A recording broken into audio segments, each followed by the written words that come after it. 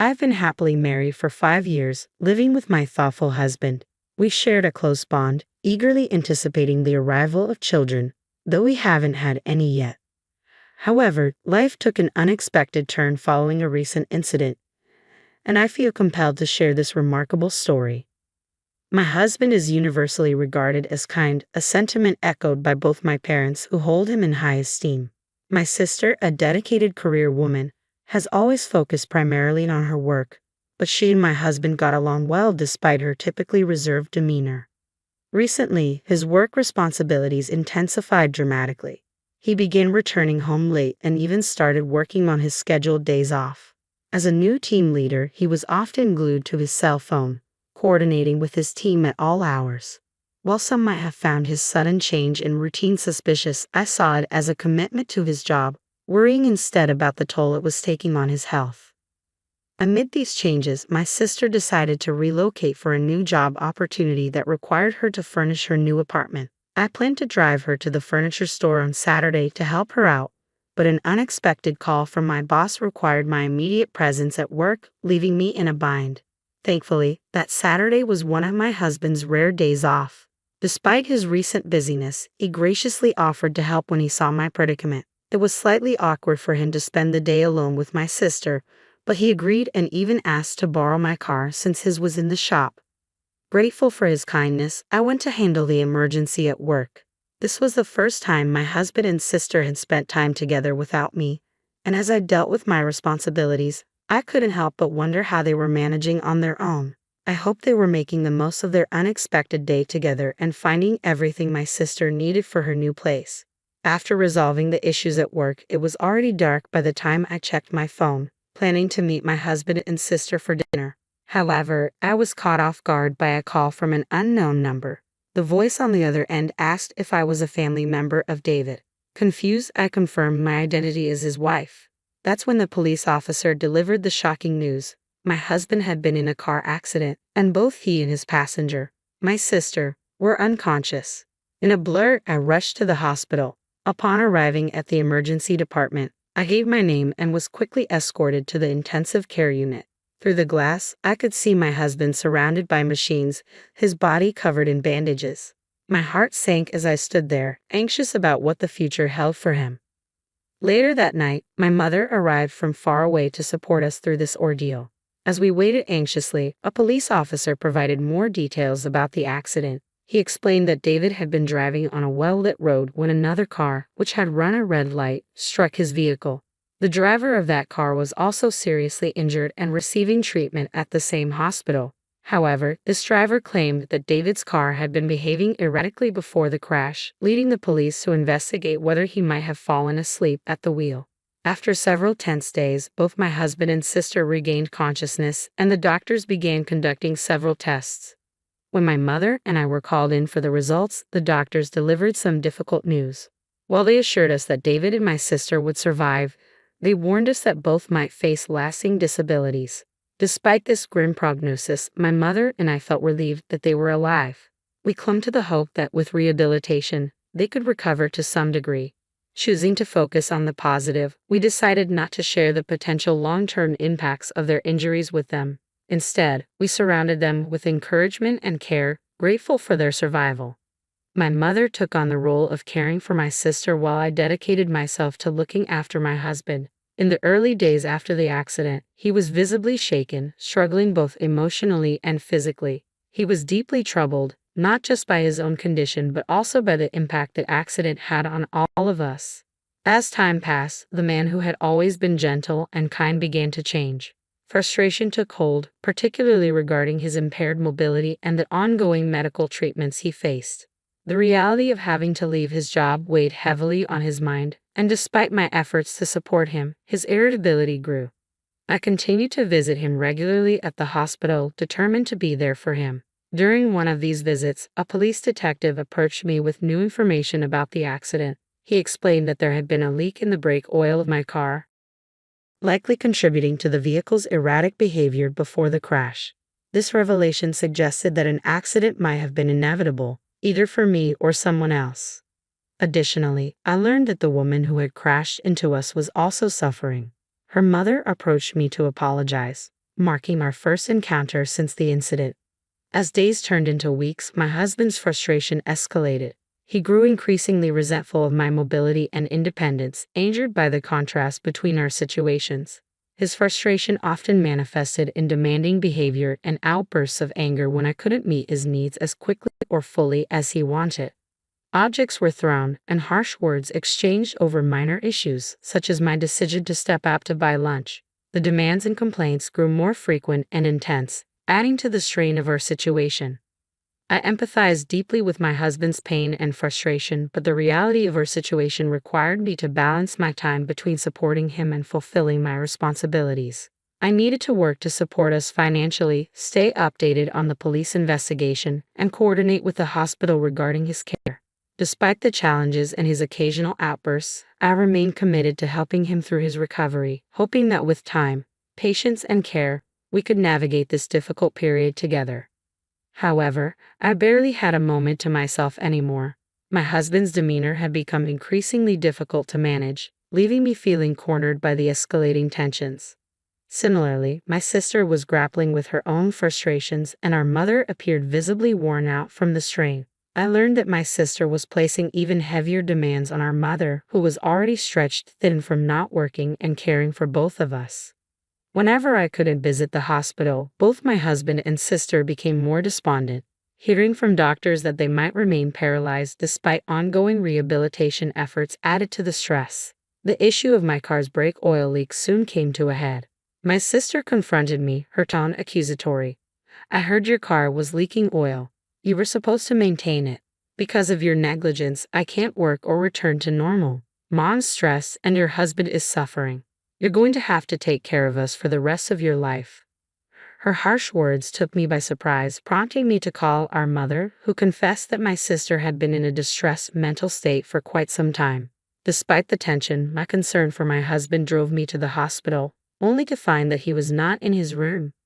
I eventually found my husband in the common room, quietly sitting with my sister.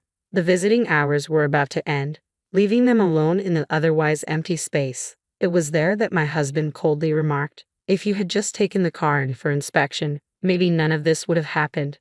His glare was piercing as he added, "Yeah, and now you're the reason your sister and I are in this mess. The insurance will cover some of it, but you'll be taking care of us for the rest of your lives. Remember that." His words struck me like a punch, igniting a surge of emotions within me. Surprised and hurt, I responded, "Since when have you become so close to my sister?" "What do you mean by that?" He shot back, "You don't come around often, and your mom even texted your sister to visit since we're both stuck here and can't walk. What's wrong with talking to your husband?"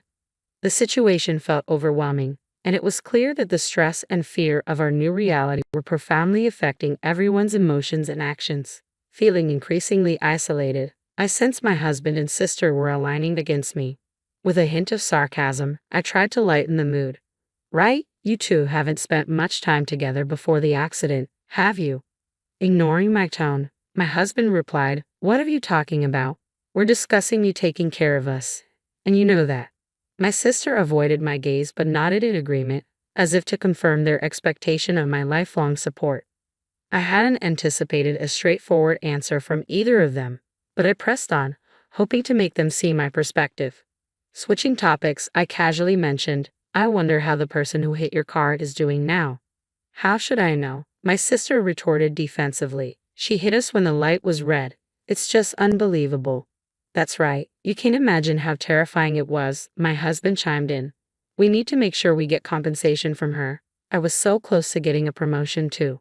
As their complaints continued, I realized it was time to clarify some facts.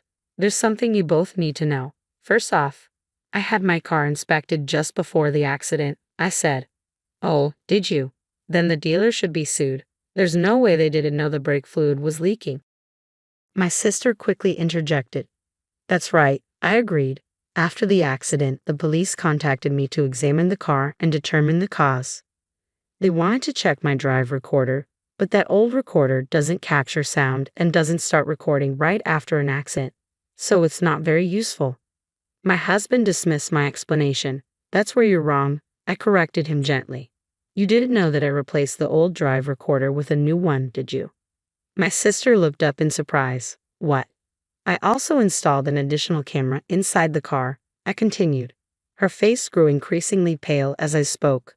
The new drive recorders can start recording with even the slightest shake of the car. The police have already contacted me about the data they've obtained. My husband's expression shifted to confusion, while my sister appeared so pale that she looked ready to collapse. Facing them directly, I confronted her. You were up to something, weren't you? What exactly did you do to the car? Why are you addressing my sister like that? My husband panicked, his voice shaky as he grappled with the implications of my words. You talked to her as if she were your girlfriend. I reminded him. I told you that a slag vibration would activate the recording, and it captured many intimate moments between you two. My words left him speechless, and the color drained from his face as I revealed how the police had inquired about the woman in the car with him. It was painfully clear now. His affair with my sister had been exposed. You've been deceiving me all this time. I confronted them, the revelation hitting hard. My husband, cornered and desperate, began to deflect blame onto my sister. Linda isn't the only one at fault here, he stammered. Just then, the mother of the woman who crashed into my car entered the room. I had invited her, hoping for some resolution or understanding. Don't you have anything to say to her? I challenged my sister, who recoiled at the sight of the distraught woman. Wow, who's this? My sister exclaimed, taken aback. She's the mother of the woman who crashed into you, I explained, my voice steady despite the emotional turmoil swirling inside me. My husband fell silent, finally realizing who she was as I continued, and she's also the mother of Marilyn, the woman who was your victim. At the mention of the name Marilyn, both my husband and sister went pale, panic washing over their faces. What is this?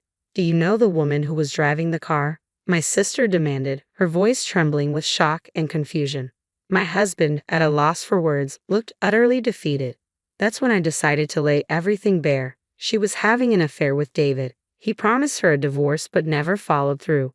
When Marilyn falsely claimed she was pregnant to manipulate him, David told her to get an abortion and cut off contact. Devastated and seeking revenge, Marilyn targeted me, aiming to hurt me through you. I connected the dots of this malicious cycle spurred by deceit and betrayal. So you were just in the wrong place at the wrong time, I concluded, the weight of the situation settling over us. I can't believe something like this has upended our lives, my sister murmured, the magnitude of the betrayal dawning on her. I looked at them, my voice quiet but firm. No matter how much you cry or scream now, it changes nothing. This tragedy wasn't the result of an innocent bystander's actions. It was woven through a web of lies and vengeance that you both were part of. The room fell silent, the harsh truth echoing among us as we faced the painful consequences of their actions. Pouring all my emotions into my words, I made sure they understood the gravity of what had happened. You were carrying on an affair behind my back, and Linda, you tampered with the brake fluid of my car, intending to hurt me. Yet ironically, you ended up in the accident yourself. I am the true victim in this mess, I explained, bitterness clear in my voice as I revealed the depth of my disillusionment. I had contemplated not pursuing a divorce if you had shown even a hint of remorse during your hospital stay and honestly explained everything. However, you never once expressed any regret. Instead, you treated me with contempt. Pausing to let that sink in, I reminded them, do you remember how we jokingly filled out those divorce papers right after we got married? I never thought I'd actually use them, but today I filed them. So, you're no longer married. This is goodbye. With that, I left the dark, quiet hospital, feeling a profound sense of liberation, expressing all the pent-up resentment had freed me in a way I anticipated. Yet the aftermath of this revelation was not without its consequences. My mother was deeply shocked by the entire ordeal. The betrayal by my sister pained her, and the realization that she would have to care for her physically disabled daughter alone was overwhelming. While I had severed my ties with David and Linda, I couldn't bear to leave my mother to handle everything on her own. To help alleviate some of the burden, I approached the woman responsible for the accident, facilitating the necessary apologies and discussions about compensation, ensuring my sister, who was inadvertently involved, would be taken care of financially. This was the least I could do to prevent my mother from being overly burdened. 3 years have passed since that tumultuous time. My ex-husband and I are now divorced, and I've moved on. But the scars from those revelations and the weight of my decisions linger, a constant reminder of the complexities of relationships and the unexpected turns life can take. Now, I'm living on my own. During my marriage, David and I were perceived as a close couple, so our divorce shocked my coworkers. Afterward, I noticed an increase in attention from male colleagues, which I attributed to the notion that divorced women might appear more approachable or intriguing to some men. Despite this newfound attention, the lingering image of my ex-husband made dating unappealing to me. Instead of pursuing romantic relationships, I channeled my energies into advancing my career. I diligently studied for a certification exam and enrolled in an online business school that I could attend after work. I had never envisioned myself pursuing such a path. I never envied my sister, the career woman, and never thought I'd aspire to be one. Yet there I was, naturally gravitating toward this new goal. Life certainly has its twists. Since then, my ex-husband has moved back in with his parents, but it seems he has become a burden to them. His relatives blame him for his poor behavior and the way he treated me, and I've heard he's not doing well mentally. He's been acting out violently, causing trouble for those around him.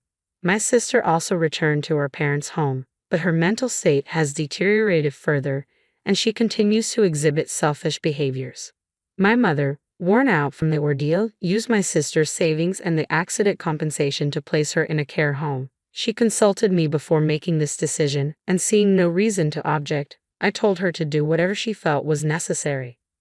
Navigating these changes, I learned to adapt and focus on my personal growth, realizing that sometimes the most challenging situations lead to unexpected paths and new beginnings. At one point, I feared I would end up caring for both of them for the rest of my life, a prospect that felt like servitude. However, everything changed when I passed the certification exam I had been working toward. This achievement led to a transfer to a department where I could effectively utilize my new skills. During this period of professional growth, I grew close to the instructor of the online business school I attended. Soon, we began to plan a future together. Unlike my past relationship, he isn't just kind to everyone, he shows a special kindness toward me. For instance, if I'm working late, he makes it a point to come home early and prepare dinner for us. This thoughtful gesture means the world to me, and I've come to cherish these moments of simple happiness. Now, as I head home after a long day, I often find myself smiling at the thought of seeing him. I look up at the stars, grateful for the turn my life has taken, and feel eager to return to the warm home we've built together.